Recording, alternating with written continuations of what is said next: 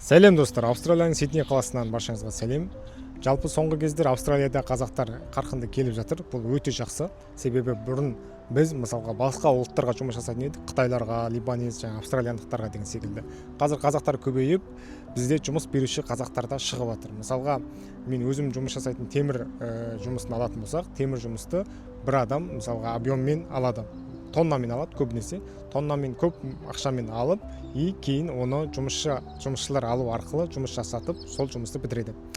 Енді бізде де қазақтар көбейсе, сондай жұмыстар жасайды. Мысалға, ер адамдар темір жұмыстарын алу, әйел адамдар тазалық жұмыстарын объеммен алу, одан кейін басқа ұлттарды жұмыс жасатып, соның үстінен ақша көру арқылы жұмыс жасауға болады.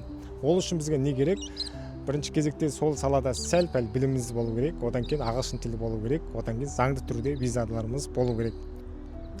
Одан кейін жақында бір отандасыммен танысқам, осы Австралияда клубника бизнесін жасайды. Қазір уже 2-3 точкаларын ашып отыр екен. Сондай адамдарды біз қолдап, бір-бірімізге демеу болып жүрсек, қазақтар бұл елде де көбейеді.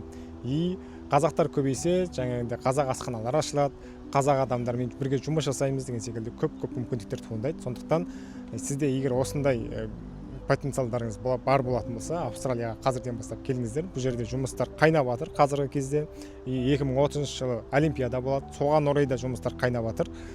Қазірден бастап біз ретін табып жұмыс жасай беруіміз керек. Және де мен білетін Австралияда мықты жүрген қазақтар бар. Сол адамдар егер көріп жатсаңыздар, сіздер өз тәжірибелеріңізден басқаларға бөліссеңіздер, қалай келу керек, қандай жұмыстар жасау керек, қалай жақсы табыс табу керек деген секілді.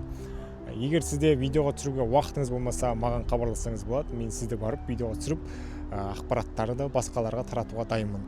Себебі интернетте Австралия туралы шынайы мағлұматтар өте аз. Сіздің берген ақпаратыңыз басқа адамдарға өте құнды ақпарат болар еді.